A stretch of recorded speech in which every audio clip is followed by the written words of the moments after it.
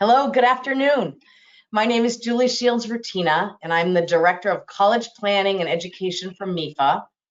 And today's webinar is on college financing. So welcome and thank you for joining us. I'm very pleased to say that we have a special guest today, my friend and colleague, Susan Beard, who is the Director of Financial Aid at Wheaton College in Norton, Massachusetts.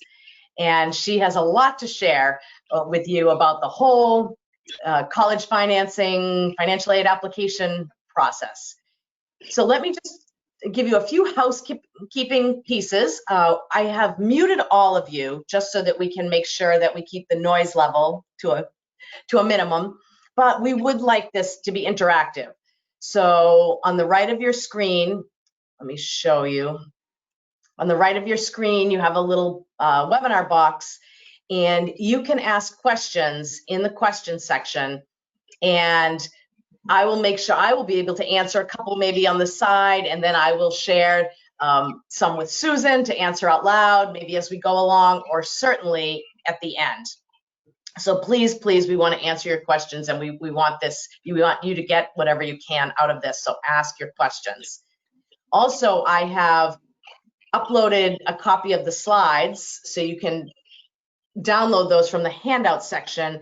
And just know that tomorrow we're recording this webinar, and tomorrow I will send you the recording and I will send you the slides, so you'll have that as well. If you happen to be watching the webinar on your phone, just know that you have to choose between seeing the slides and seeing us, one or the other. Whereas if you're on a computer, you can set up your settings so you see all of it together. And let me see, I think that's it. The last thing I'll say is that MEFA has numerous webinars for families all through the year. And so please come back often, mefa.org/events, and attend any of the other webinars in the spring on comparing award letters, paying the college bill, all of those. So we are here to help you with your whole college journey. So with that, Susan, I'm going to turn it over to you, and thanks everyone. Thank you, Julie. Hi, everyone. Thank you for sharing your lunchtime with us, or whenever you decide to view this seminar. We have just about an hour together, and Julie and I know that we could speak all afternoon to you and maybe for a whole week of financing topics. But for now it's an hour, we're going to try to talk all about these things that you're seeing on your slide now. The types of financial aid, I'm going to talk about the application process, understand how colleges make the decisions that they make in terms of financial aid. We'll talk a little bit about your options for paying the bill, and then we have some free resources to give to you and share as well. So Julie is going to be advancing my slides for me. Yep, I have to. Okay. So first, we'll start with the types of financial aid and sources. Where do they come from? We're very fortunate that there's certainly more than one place where financial aid comes from. The federal government and the state governments and colleges and universities themselves distribute 3 different types of financial aid. And the first one is the gift aid. That's the money that you hope is the biggest or the largest source. Grants and scholarships that don't have to be paid back. You may have heard of federal work study, and that is an employment opportunity for your sons and daughters or students to work on campus and earn a little bit of money to either pay for their college bill or pay for the miscellaneous expenses that come up throughout the year. And then the third type of financial aid are, I always call them a necessary evil, federal student loans. And we'll get into a little more detail about what types of loans are available for college students.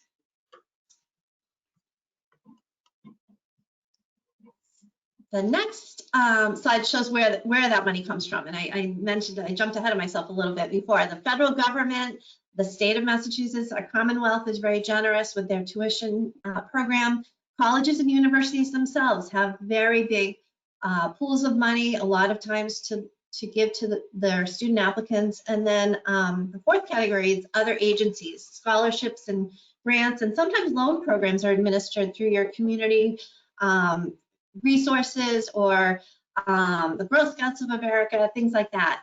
And on the slide, you'll see one of the most asked questions at this time of year is, Susan, where can I search for scholarships besides the colleges? And you can start here on MEFApathway.org, and then fastweb.com is another real reliable database full of outside scholarship opportunities.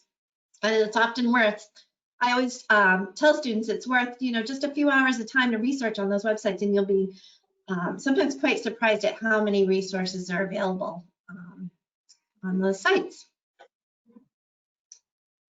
So those direct student loans, the federal loans that I spoke about, the kind of second leg of the stool of financial aid, the three-legged stool, students are the borrowers for these loans. The federal government has designed these loans around the fact that 18 to 24, 25, 26-year-old students are going to be taking the loans in their own name. A lot of times they don't have their own credit established, and that's okay because there is no credit check for these federal loans. The government has designed them to be both subsidized and unsubsidized. And a lot of students and families are unfamiliar with that until you get into the college search. Subsidized simply means that the government covers the interest rate on the loan while the student is enrolled at least part-time. And unsubsidized is just the opposite. The government does not cover the interest, and interest will accrue on those loans. In order to be eligible for these loans, students fill out the FAFSA form, which we'll be talking about in just a few moments, but that determines whether or not the loan is subsidized or unsubsidized. And you can see it's a very low interest rate. It's historically low for this year that we're in, 2.75 interest rate. The repayment options, again, are designed around being a student. You don't have to start paying back the loan if you are still enrolled in college. There are lots of options that you have when you graduate or when you separate from the college experience that will be most opportune for your own income situation. There are maximums involved, and then estimated monthly payments. Total debt. Here on the slide, we have between 32 and 34,000 is somewhat of an average, but that's a really great question to ask the colleges and universities that you're visiting, or maybe speaking with admission offices or financial aid officers. I'm going to try and sprinkle some good questions in throughout our time together, but ask or research the college that you're most interested in attending. What's the average indebtedness of a graduating senior from that college? And it'll tell you a lot about the type of college and the amount of financial aid that they're able to administer, and also the behavior of those students that go there in terms of needing to borrow. The last bullet is about deferment and forbearance. So the students are sometimes not able to get a job right after they graduate, or they find a job and then they're laid off or whatever. A pandemic may strike, and sometimes it's difficult to make those loan payments. These federal loan programs have really great options for our students so that they don't go into default, and they can put those loan payments on hold for a variety of reasons. So for all of these things, this is why, contrary to what some families think, federal loans are part of the financial aid umbrella, if you will. The next slide talks about merit-based financial aid, and one of the legs of the stool is I talked about grants and scholarships, and they can come in two types. It can come in as merit-based or need-based aid, and first we'll talk about merit-based aid and how you qualify for those. Colleges will look at students' admission applications, and sometimes, very often, they have a pool of merit awards to allocate based solely on the academic achievements of this applicant. Sometimes it's a musical ability or an artistic ability or an athletic ability. It is solely based on the credentials of the student, has nothing to do with financial need or the FAFSA form. And usually these awards are renewable. And you do want to ask the colleges if they have a merit program, what are the ramifications, or what are the terms and conditions, I should say, of receiving a merit scholarship. You want to make sure that the college has either a separate application, or if it's just all in one tidy bundle when you apply for admission, are you also considered for a merit-based scholarship? The other type of scholarship is need-based, and that is probably on the next slide. Need-based aid is, like the slide says, it's based on your family's financial eligibility. And there are standardized formulas that we determine your need for need-based financial aid. Colleges and universities use the FAFSA form, which we'll talk about in a minute. Some others have additional supplemental applications to apply for need-based aid. Many colleges have a combination of merit-based and need-based aid. The exceptions to those are pretty much the Ivy League colleges and schools that have very large endowments. They're able to, or they choose to allocate their financial aid strictly based on need. But the majority of colleges, I would say, in the United States award both merit-based and need-based aid together. So how do you apply for all this money? A lot of families sometimes go into this process thinking, well, I'm going to apply for, my child's going to apply for admission, and then we'll wait and see when they get in, and then we'll apply for financial aid. And that is a myth, and I do not want any of you on this webinar to do that. It's a simultaneous process, so that when the student is applying, filling out their admission applications, their parents or guardians, loved ones should be filling out those financial aid applications at the same time. You want to make sure that everybody in the family is aware of deadlines. As much as some colleges seem very similar, a lot of times their deadlines are not that similar. So what you want to do, and what we recommend you do, and MEFA has a really good resource to help you do this, is to keep all your ducks in a row with a spreadsheet or a publication or a sheet, or that you can write down every single deadline and all the requirements that the colleges and universities need, just to keep everything straight. Deadlines are super important, especially when you're thinking about money. Not all of the colleges have endless amounts of financial aid to give, so we do have to rely on our deadlines in order to rank our applicants and allocate as much as we can to those who meet the deadlines. So you want to make sure that both at this point, the student applicant and parents and guardians, are all on the same page about what is due when. The last thing you want to do is find out that the application is due tomorrow at noon and it's 10 o'clock at night the night before, and you're just starting to do these applications. So start early and be organized, and that the application manager through MEFA's website is a really super resource to help you start. So the next slide is, we're going to jump into the FAFSA form, and this is what we refer to as the mother of all financial aid applications. The FAFSA is the free application for federal student aid. I like to caution families, sometimes when we Google things, websites will come up that aren't exactly the right one that you're looking for. So you want to make sure you go to FAFSA.gov. Some families stumble onto a FAFSA.com website because that's makes sense, sounds pretty common. Our fingers type that in pretty easily, but a number of years ago, that was a company that charged you for filling out the FAFSA. So I just want to reiterate, FAFSA is a free application for federal student aid. All colleges and universities in the United States require that if you are applying for financial aid, you do the FAFSA form. You can do it both on a laptop and on a phone. We find that oftentimes the student has a piece of it, and a parent or guardian, if the student is dependent, to fill out the FAFSA. And sometimes we find the students will start it on their phone, and parents or guardians will complete it on our laptops because it's a little bit easier for us to do that.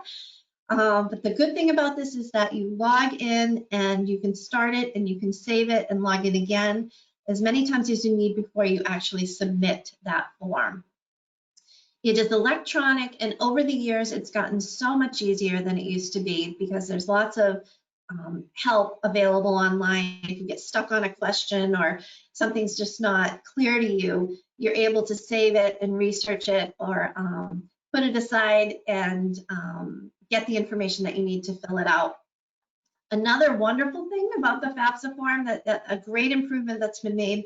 I used to advise families that you had to get ready to do the FAFSA, and you needed your file cabinet next to you and your cheater glasses and a cup of coffee and ibuprofen and your tax returns, all these different files. Now, you could certainly keep your ibuprofen and your coffee next to you, but you're able to pull in your IRS data right from the government, directly from the IRS. So if you choose to do so, and I highly recommend you do, when you get to the part of the FAFSA that asks about your income information, it asks you, would you like to connect with the IRS? It will pull in all of your income information right off of your tax return that you filed. And it's very, very easy, and you don't have to worry about mistyping things from your tax return.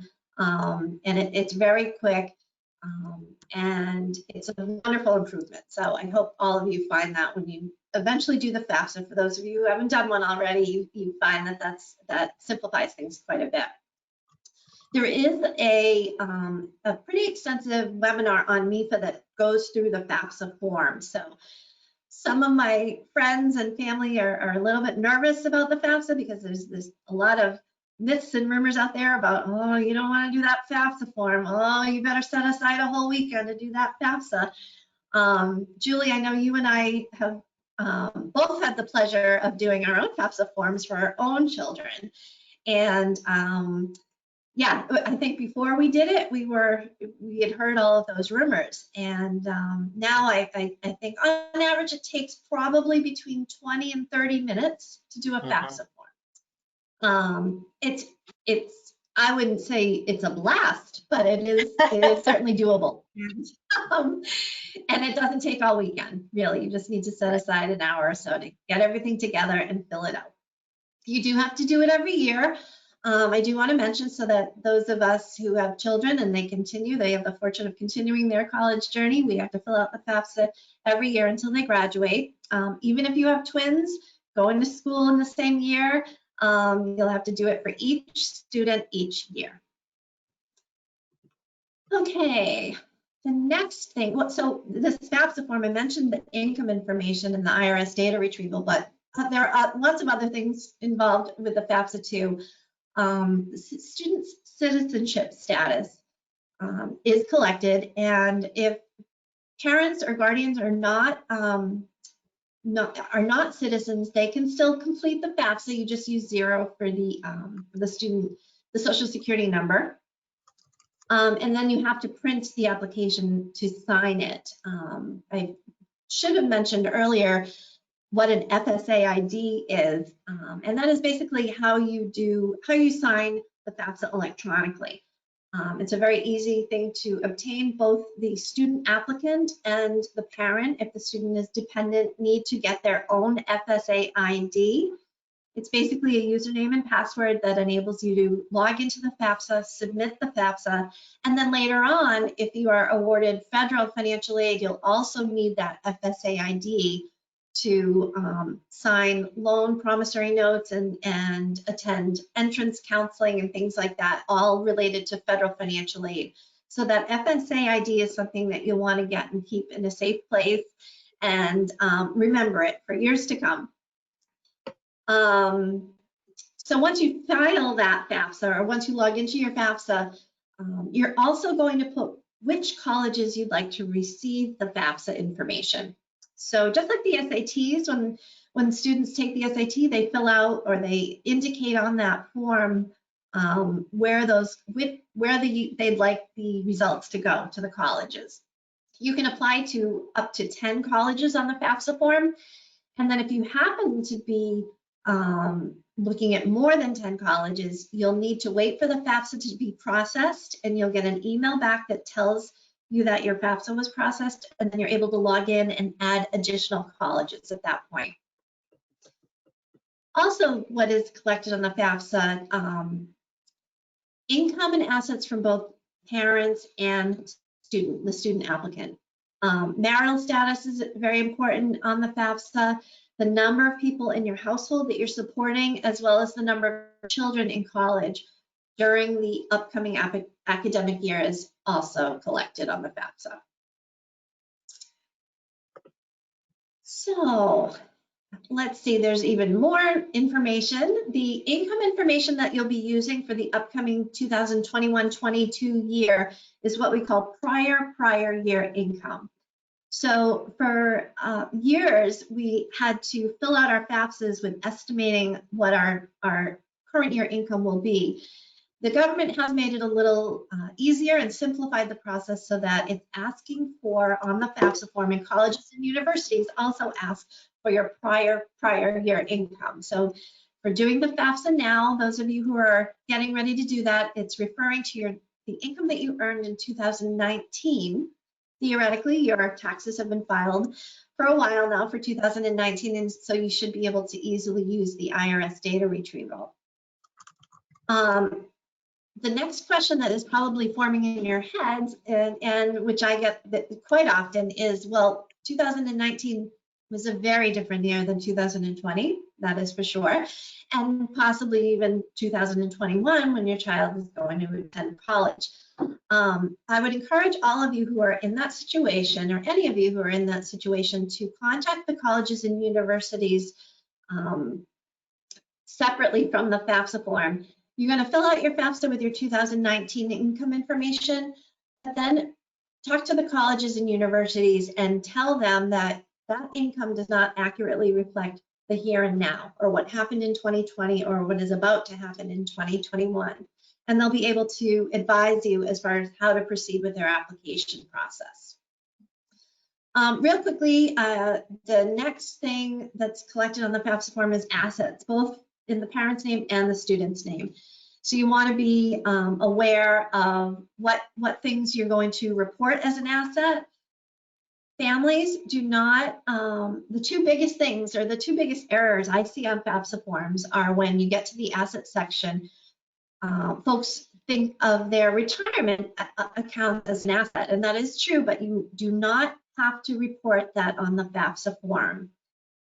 I will repeat, because this is really important. Do not report your retirement accounts as assets on the FAFSA form. Colleges and universities do not take that into consideration when they're determining your eligibility for federal financial aid. The other thing you don't want to include is your primary residence. You do have to include any other homes or pieces of property that you may have, either as a rental opportunity, or rental income, or summer home, but you do not report your primary residence. You do include all 529 plans that you have saved with you as with the parent on that asset. So if you have a 529 for the student applicant, you also need to report all the 529s in as a household that you have. The funniest thing, it's not funny, but the strange thing families ask me or discover when they're doing the FAFSA is that there's no question asking you how much debt you have.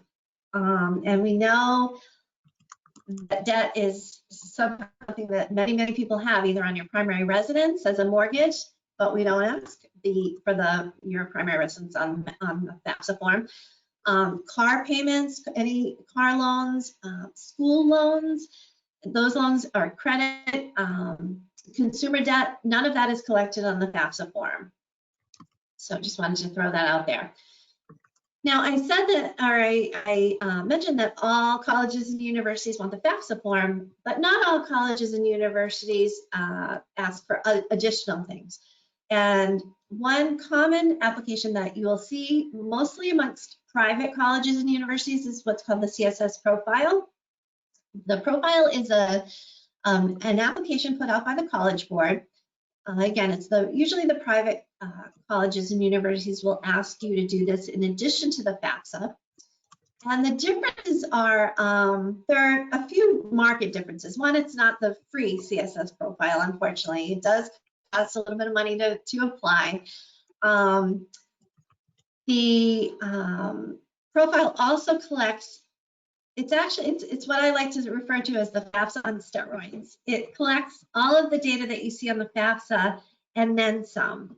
And it actually can help families portray, I think, a more accurate picture of your finances, because not only does it ask for your prior year income, but it asks for your current year income and your future income. So colleges and universities who receive the CSS profile have, I think, a more robust picture of your income situation over 3 years rather than just one snapshot or 1 year in time. Right here on the slide, it does say, and this reminds me about which parent, in the case of a divorce or separation, is responsible to fill out the FAFSA form. So if you are a parent and you're the biological parents of the college applicant are divorced or separated, then it is going to be the custodial parent who is responsible to fill out these applications for the student college applicant. If the custodial parent has remarried, then they will need to also include their spouse or the student's step-parent on the FAFSA form. Their income and assets must also be included. Similarly, on the CSS profile, the custodial parent will fill out the profile form and step-parent if applicable. However, the differences between the FAFSA and the profile, colleges that want the profile will sometimes also ask the non-custodial parent to fill out a non-custodial profile application. And again, it's the private colleges and universities who are asking for these supplemental applications, but the reason behind it is because they have larger pools of money to allocate, and they really want to get to the bottom of a family's full ability to contribute to college. So you will find, for those of you who are applying to private colleges and universities, that sometimes, in addition to the FAFSA, you'll need a CSS profile. Those of you who own businesses may also be asked to fill out what's called a business and farm supplement. And some colleges are asking for copies of tax returns as well, despite the IRS data retrieval tool on the FAFSA form. So it can be overwhelming, all of these forms. But again, if you think about it in terms of a spreadsheet and keeping all of your ducks in a row and writing down the colleges and the due dates, you can keep things fairly organized and know which colleges want which forms by which date. And I encourage you to share that as parents with your students as well. What worked for me personally was creating a spreadsheet on as a Google sheet, and I shared it with both my children and their dad, and we could all get onto that Google sheet at any time of day. I tended to look at it in the daytime. My children tended to look at it at night. And we would all be able to add and make sure that everybody was on the same page. So I could say, kids, you got to look at the spreadsheet, and you can see the deadlines that are coming up and what we need to do and what we need to submit. So that just worked for us because we were all in different locations, but we were all able to access the same information. Now, Susan, can I ask you a question, just because it just came up, and since you're talking about that, staying organized and all of that, you talked about how to complete these forms when a student has parents who are divorced or separated. Can you just say a little more about, let's say the agreement is exactly 50-50, the kids are back and forth to both homes equally. Do you have any thoughts about picking a parent or anything like that? And we know that on the CSS profile, both parents will have to submit information in many cases anyway. But anything you have to say around that would be helpful. Sure. Yeah, that's really it is a very common question that we hear too, particularly when students are living 50-50, both equally with both parents. What I did and what I recommend to families is that whichever address the student is using as their address on the admission applications, Generally, that's going to be the address that you want to keep on the financial aid applications as well. It makes things much more consistent. It makes colleges understand where the children are living for the most part. Even if it is 50-50, you do have to choose one or the other. It does get confusing if you've got a FAFSA address on one and an address on FAFSA and a separate address on the CSS profile, and then maybe a third address on the college application. Maybe they're living with grandma for part of the time. It just is make sure, Julie's point, I think, to Julie's point, is to make sure the address is consistent, and you want to make sure that all addresses are equal for the student applicant in particular. And like Julie mentioned, on the CSS profile, both parents are going to be reporting information anyway. Thank you. I think that's great. So next, after you apply and after you fill out the applications, what happens? So you get to take a deep breath for a little while anyway, and let the colleges do their thing.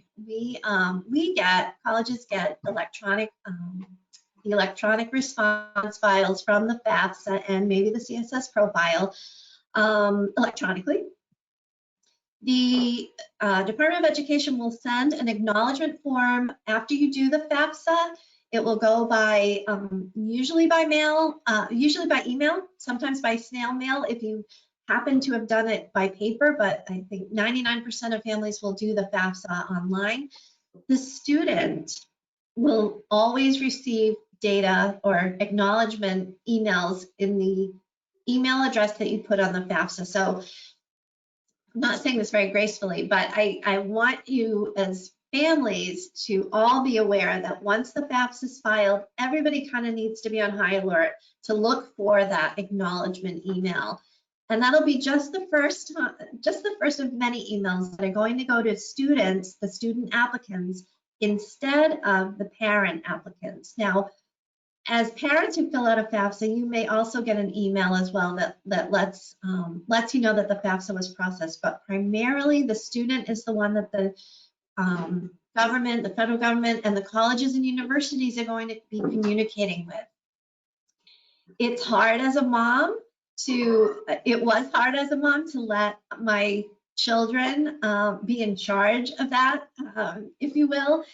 But I had to sort of let that go and make sure it was the first lesson of many that they're going to learn in college, certainly, that they are responsible young adults and they need to monitor their emails, because a lot of time very important emails are sent only to them regarding deadlines, money, availability of scholarships, and things like that. So once you do have the acknowledgement of the FAFSA, you know everything's good, it went through. Contact the financial aid office at the colleges and universities if you feel that the FAFSA and or the CSS profile are not accurately reflecting your current circumstances.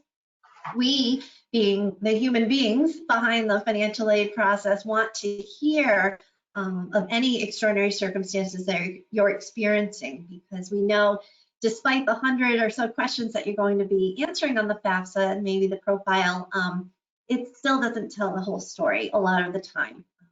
And specifically, a tax return is certainly a lot of black and white and numbers, but we want to know, again, anything that's going on in your family that isn't appropriately captured on these applications.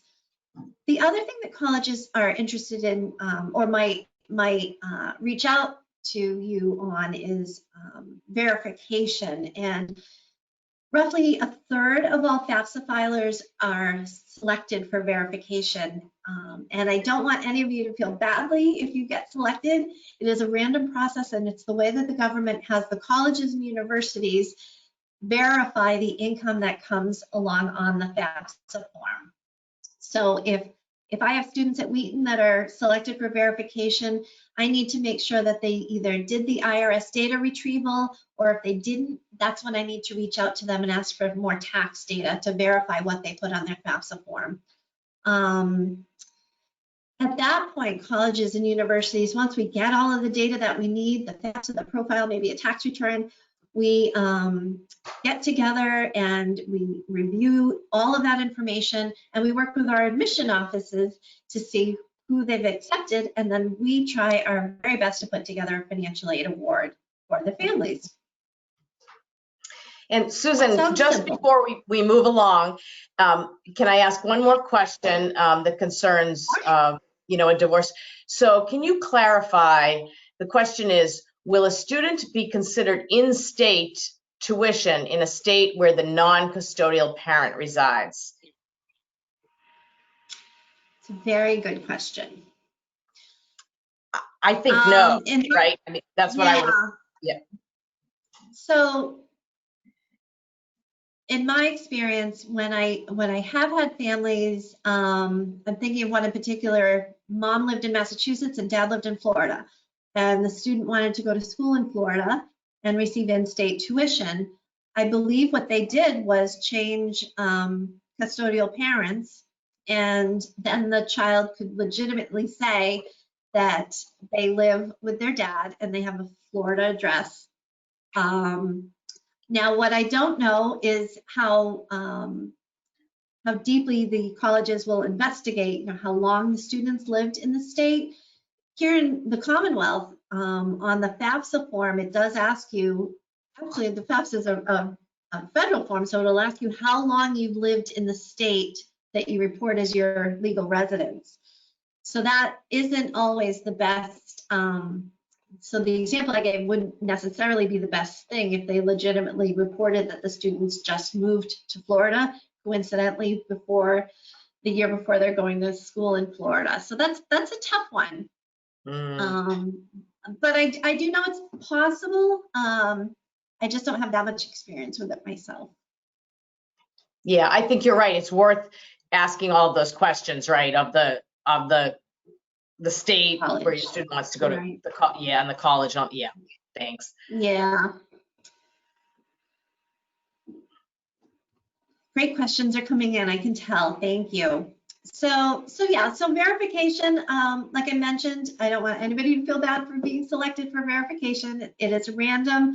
Actually, it's not always random. I did have a family who reported that they had 18 members in their household, and that FAFSA was flagged for verification. I think every once in a while the FAFSA has edits that are built in to sort of smart edits that say, generally speaking, a family of 18 isn't something we see too often, and they'll flag it for the financial aid office to further investigate. But the quicker that you respond to the colleges that are reaching out to you and asking for additional information, the better you are. It'll just keep things moving in the financial aid office and keep the application process going. Again, it's important for the students to understand too what's going on and what verification means, because sometimes they'll be emailed by us, the financial aid office, and we know as colleges that they're getting inundated with emails from colleges. Sometimes it's a general email, sometimes it's a very specific email from a specific person. So specifically during the application, the financial aid application process, I'd make sure that the students are checking their email regularly, and if they read anything that they don't understand or is coming from the financial aid office, to forward it along to mom and dad, so that things can keep moving. Okay, so once all of those things are collected, the financial aid office can be your friend.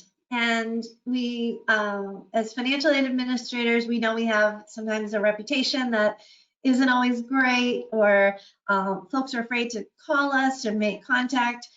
We generously across the country in financial aid offices have bowls of candy to have students not be afraid to come see us. Of course, this year it's a little different.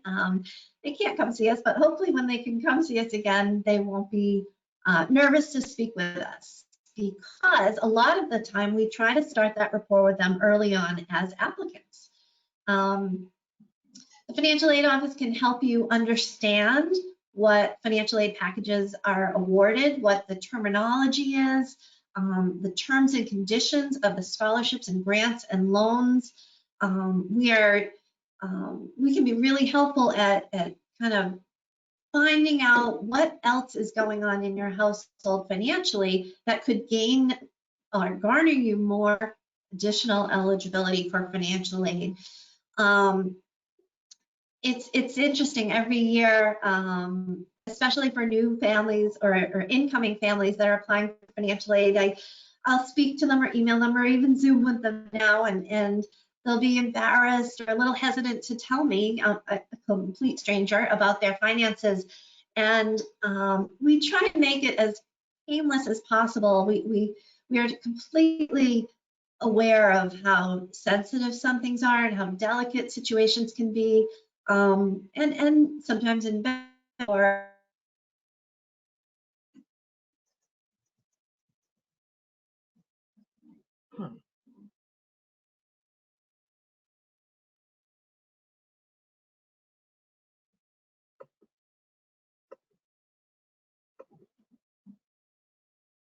Oops, seems like we may have lost Susan.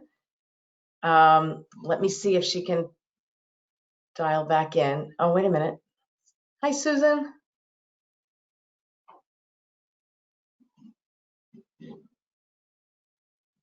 going to give it one more minute. I won't keep you guys. I could maybe talk through a couple of these slides while she dials back in.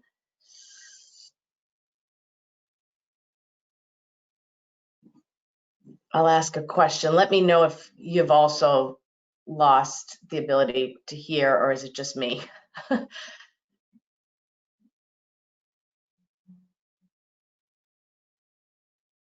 Yeah. Okay.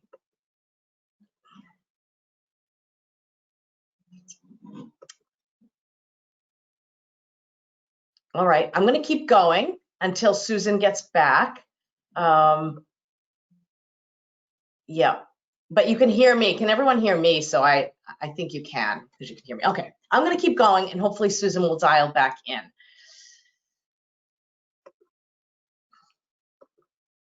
All right, so now I'm really taking on the college side of things to talk about how colleges make these decisions. So hopefully Susan will dial back in.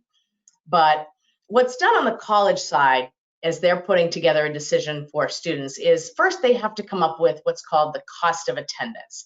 How much is it going to cost a student to attend the college for 1 year? And there are many costs associated with that, some direct that we bill to you and some indirect, but tuition and fees, room and board, if the student is going to live on campus, those can be billed expenses. But there are also things like books and supplies and transportation and miscellaneous personal expenses. So really a student needs to make sure that all of that will be covered for them to be able to attend. So that's the first step that the college does each year. And then there's something called the expected family contribution. So when you fill out the financial aid forms, the FAFSA and the CSS profile, and put all of your information that Susan talked about, the formula that is used there and comes out to what is a number that is an expected family contribution for you as a family. And it's a tricky number because unless it's zero, and it can be zero, for some families it is zero. When they put in all their financial aid information, the formula shows that they don't have 1 penny to be able to spend on higher education, given their financial situation. But if it's anything more than zero, it's probably going to feel high because we are expected to contribute a lot toward college. So it's not really any amount that a college would expect that you have right ready to pay. But it's sort of a number that you as a family compared to other families have to be able to absorb the cost of higher education. So that's sort of what the EFC is. A couple of things to note on the EFC. If you want to get an estimate of an EFC, we have a calculator on the MEFA website. There's also one on the federal website. But you will also see, once you complete your financial aid applications, that this EFC is a key factor. And here's how it fits in. The college then takes the cost of attendance for the year minus your expected family contribution, and the balance is your financial aid eligibility. And then colleges work to fill in that financial aid eligibility with a financial aid offer. Now, some colleges, I think Susan mentioned them, the Ivy Leagues and a few others that have a lot of resources, are able to what they call meet full need of 100% of their students. And so in that case, they would make a financial aid offer that met that full financial aid eligibility. And not all colleges can do that. And so other colleges may just do the best they can to make a financial aid offer that mostly meets that financial aid eligibility. Okay, so now we're gonna go to the next one. So this is kind of an analogy, an example that we have used for years in this financial aid industry to show how a college would put together an award offer for a student. So let's take this college the cost of attendance is $45,000 and the expected family contribution is $5,000. So the analogy is that the financial aid office has to fill this bucket with $45,000 worth of award for the student to be able to attend. So the first thing that they put in is your expected family contribution. That's what they're going to expect to fill that bucket first. And then in this case, they, maybe they really like this student, so they're going to give a $10,000 merit scholarship. This student is right at the top of the admissions pool. They give that. Then they're going to give some need-based grant of $17,500. And then they're going to put in that student loan, the freshman amount, $5,500, which is a common part of awards that you'll see from a lot of colleges. And they're going to give the student a work study award too of $2,000. But then this is a college that does not meet the full need of all students, or they don't promise to meet the full need of 100% of their students. So there's a little unmet need that doesn't quite fill that bucket. So what that means is then you as a family, in order to send your student to college there, would have to come up with the EFC, the $5,000, and any unmet need. So really you'd have to come up with $10,000 to be able to send your student to this college. I'm just going to check. Susan, you're not back yet, are you? Okay. All right. And some other ways that you can find out what your EFC might be or what financial aid you might be eligible for as a family is to use net price calculators. All colleges have a net price calculator on their website, and you can just type net price calculator into the search bar and then type in information as you will on a FAFSA or a profile, and it will give you an estimate of the type of aid you might be able to receive from that college. Now, it is an estimate, but I think it's helpful in the planning process just to have an idea. And for example, I did some of these net price calculators when my daughter was a junior and saw that some institutions gave estimates of financial aid awards that were higher than others. And I didn't tell her that she couldn't apply to different colleges, but I did say to her, let's make sure you have enough colleges that you really like on your list so that you'll have some choices, good choices that we can afford when you receive all of these award offers back. So I think it's good for planning purposes. And then this is a common scenario that you will see once your student applies to colleges and you apply for financial aid, you'll begin to receive financial aid offers back. And what you'll notice right away is that they can be very different. Your one family, the aid offers can be very different. So you'll probably see this with award letters sitting at your kitchen table, late fall, early spring. Here are 3 colleges. Let's say this is the student's 3 top choices and the awards that they're giving. So college A is giving, they must be one of those colleges that meets the full need of all students. And so they are giving a full award, a nice grant, scholarship, the loan, the work study, $40,000 of aid. And as a family, this family's EFC is $5,000. So that is meeting the full need of this family. College B is still giving a very nice grant, but there is some unmet need there that the family would need to come up with. And College C, even more so. And so this is just a common scenario that you'll find, and you'll really have to work this out with your students to say, What if your student wants to go to college C versus college A?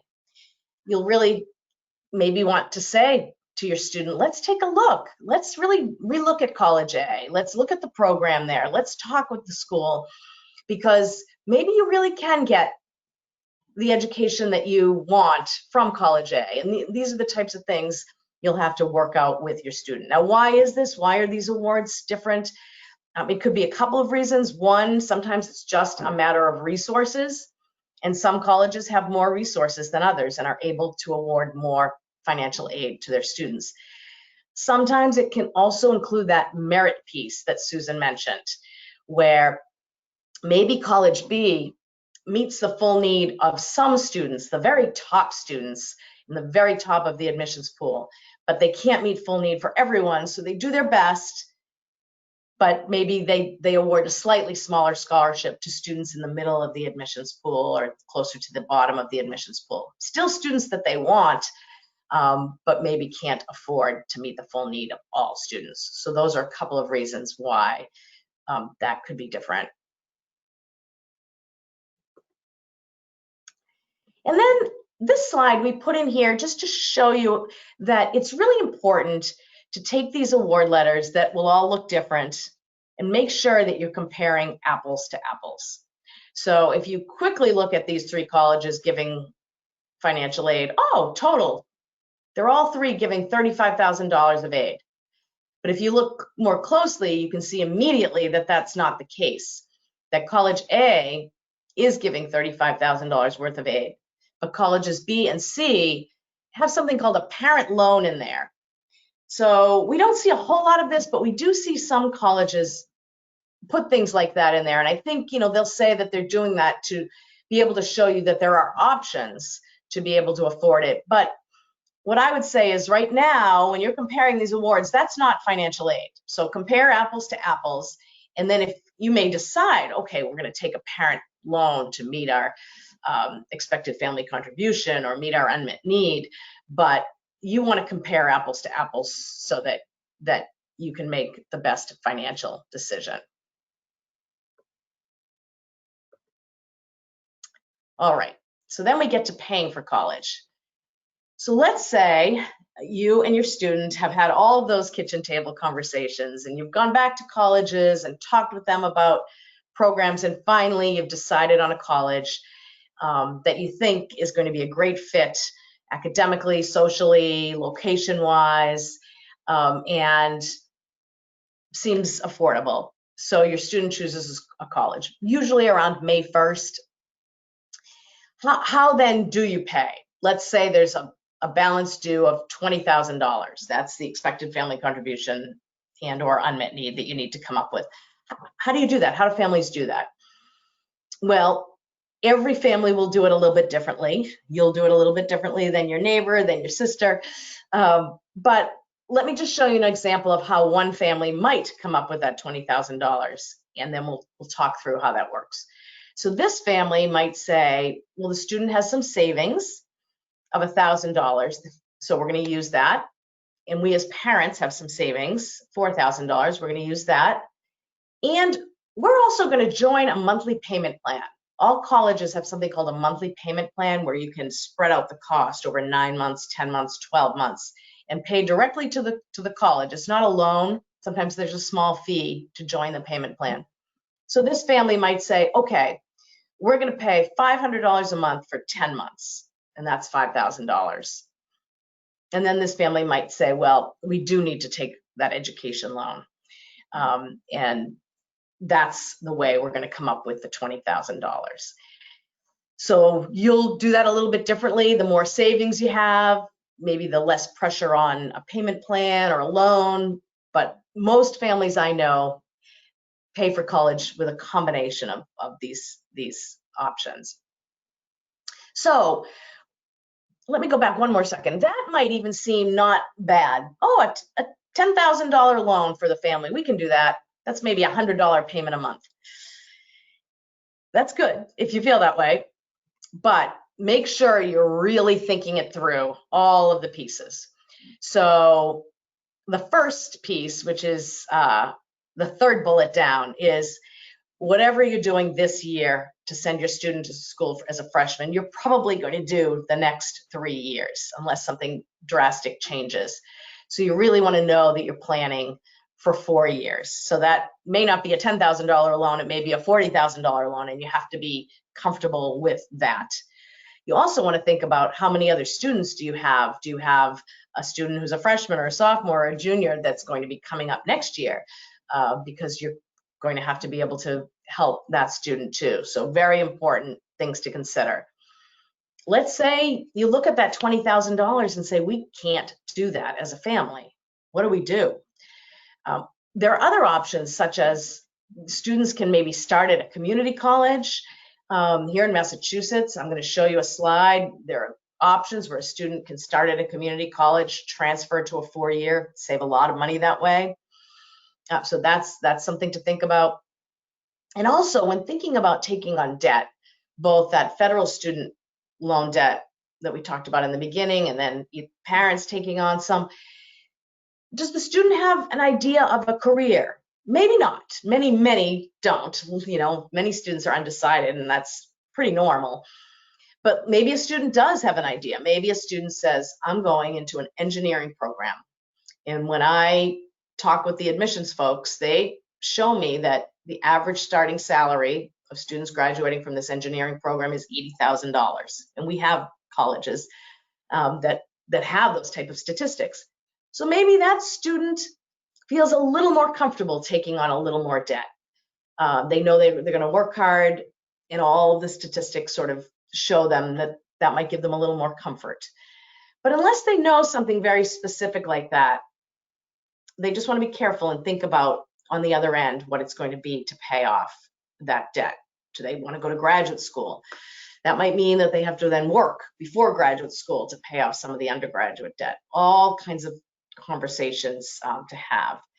We'll also say that any other loans outside of the federal student loans that Susan talked through with you are going to require a credit check. So make sure students' parents need to know their credit score. And then I mentioned the options. This mass transfer website has a wealth of information about the option here in Massachusetts for students to start at a community college, transfer to a 4-year public institution, and have all kinds of benefits, including automatic admission, including freezing tuition costs, receiving rebates back. There are just lots of ways to keep college very affordable through mass transfer and Commonwealth commitment. So take a look at that website. And not a bad idea to have that option, you know, in the student's mind as one of the options that they'll be able to choose. Another great website is called Tuition Break, and that shows a number of programs, and there are a lot of them that are offered in public institutions in other states in New England that we don't have here in Massachusetts. And in that case, a student can go to those out-of-state institutions and receive in-state Massachusetts tuition. So another great website. Some other free resources. I can't say enough to please come back to MEFA, to our other webinars. Earlier in the year, we recorded a FAFSA webinar that goes line by line on the form, and the same with CSS Profile. You can find those at mefa.org/events and then go to the video section. But here are some other ways. FAFSA Day, Massachusetts is having some virtual events where when you're doing your FAFSA, you can then ask questions of experts, financial aid folks like Susan Beard and others who will be there to help you as you're going through. Also, massedco.org is a consortium of many community organizations that help students complete these forms, parents complete these forms, so you can go there as well. So right now you can get your FSA ID for the student and parent, and I would say get these financial aid forms done. No urgency, rush, stress, but just get them done, and that way you'll be sure that you're going to meet all of those deadlines. I'd say some of the earliest deadlines are for students applying early action. Early decision could be as early as November 1st, November 15th, things like that. So sit down, pick a night, and get them done. Register for more events. Our website also has some great information. and you can connect with MEFA on social media, and you can always call us or email us with questions. So I'm so sorry we lost Susan. She is a gem, but I'm glad you got to hear her thoughts on a lot of the application process. Let me see if we have any other questions here, and I'll go through and answer them.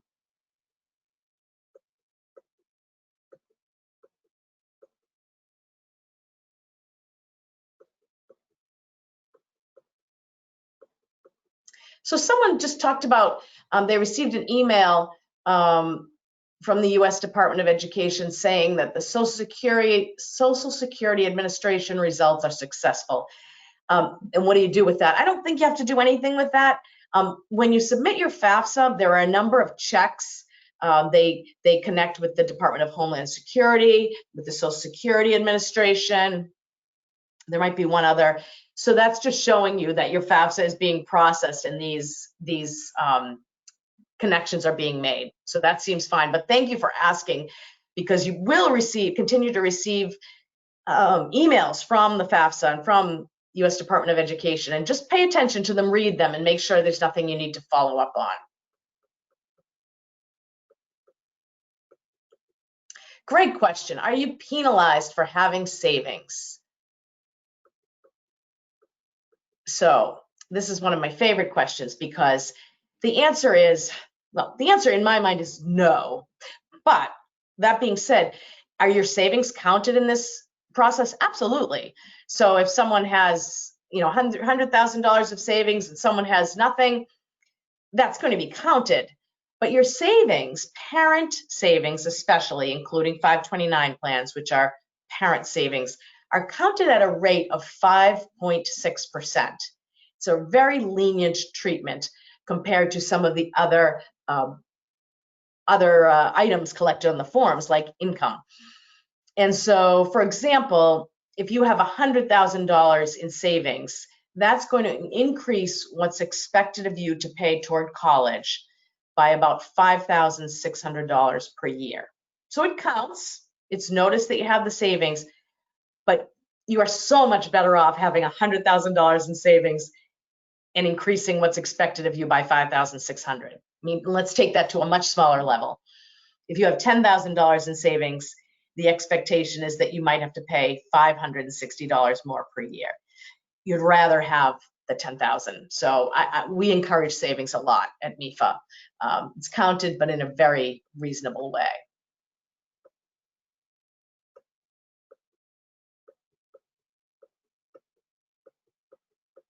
Oh, and then a question about multiple children. On the FAFSA and on the CSS profile, it will ask you how many students in college at one time. And if you have 2 students in college at one time, on the FAFSA, that actually cuts your expected family contribution in half. So that is a big factor in this process, is that if you have 2 students in college at one time, then each student will have a lower expected family contribution and be eligible for more aid. So that's a great thing, although I think of it as just balance. It kind of cancels each other. It cancels it out for you, right? Because both students are eligible for more aid, but you're also paying 2 tuitions at the same time. So it's kind of a balance, but it's very helpful and very much a part and included in this formula.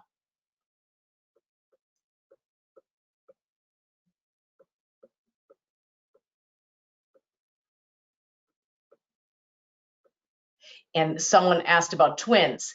Yes, so on both FAFSAs for each twin, you'll be saying that you have 2 in college, and they will be calculating your aid accordingly. Yep, and the EFC cut in half there for the FAFSA. For the CSS profile, it's not quite cut in half, but it's reduced to about 60% of what you would have been expected to pay with 1 in college.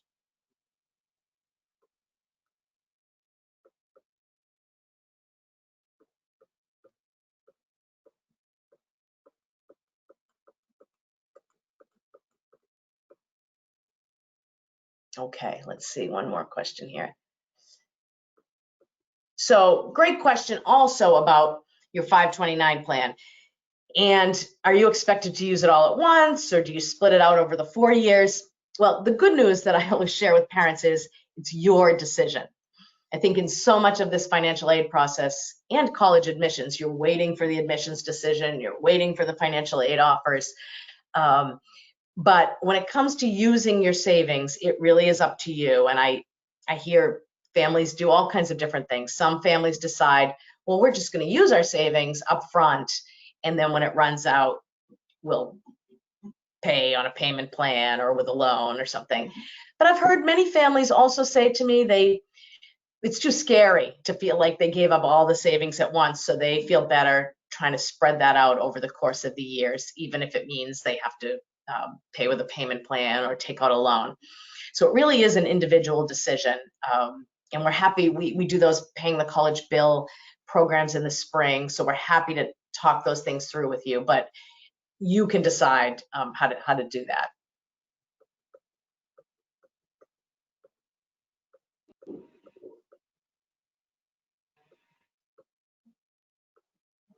And Susan, are you back, I wonder?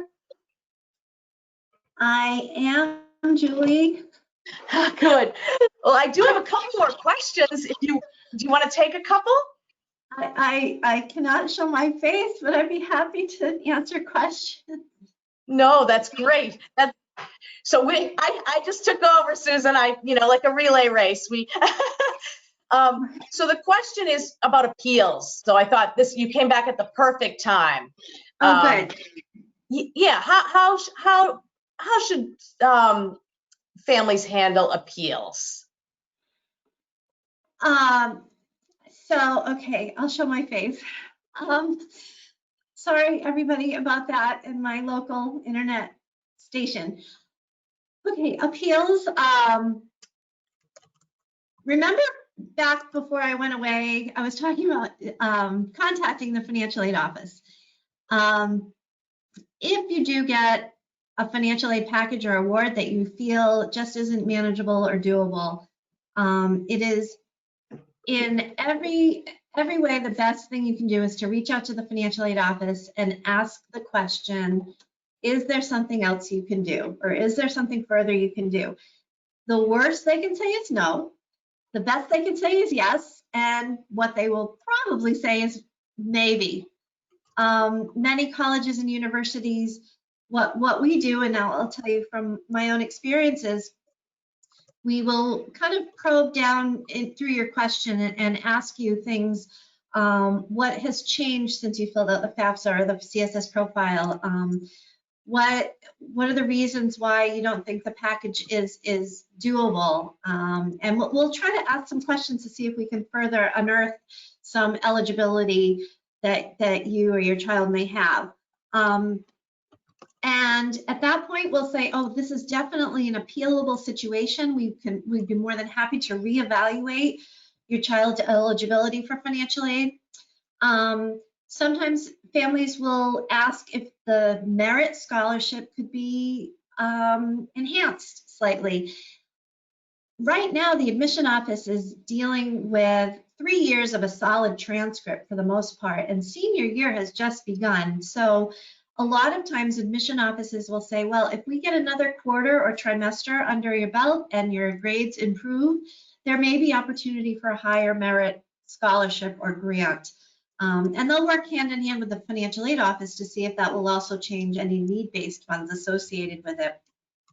But I always kind of joke, my financial aid friends probably don't love that I say you should absolutely appeal if you need to, but I from my heart, think that it is in everybody's best interest if you really do want, or if your son or daughter wants to go to a particular college, Murphy's Law says that they gave you the worst financial aid package. And so as a parent or a guardian or a family member, contact the financial aid office. And like I said, the worst they can say is no, but you never will know if you don't ask.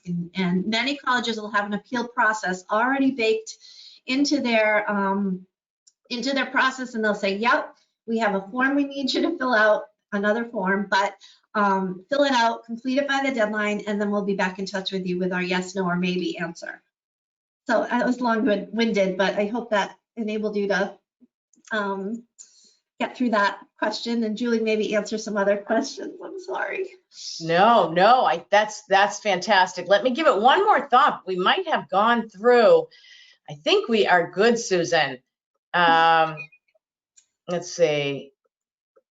Yeah, someone just confirmed, but we talked about this a lot early on, that the non-custodial parents' income is not included on the FAFSA, and so That you is can. correct. Yep. Yeah. And most public and state colleges and universities only want you to do the FAFSA. So in that case, it's the custodial parents' information that's considered for financial aid.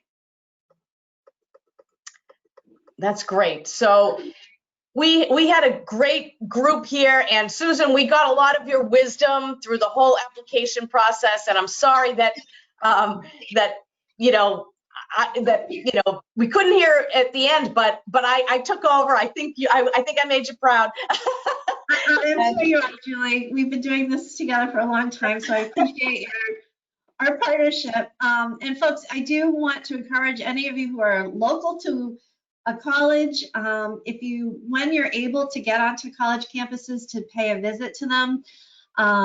When you're asking questions of the admission office, see if you can go and talk to a financial aid officer at the same time. It could, kind of kill two birds with one stone, if you will. Sometimes financial aid offices are part of admission visiting days and open houses, and they have folks there ready and willing to take just these same kind of questions that we're talking about now. So yeah, I think if anybody leaves with things today, they're feeling better about the process. They know we're only human with our internet access, and that they're not afraid to reach out to colleges and universities to talk with somebody, and no question is too little for us to talk about. We're really happy to help you. Thank you, Susan. And thank you, everyone, and good luck. Thanks, everyone. Bye.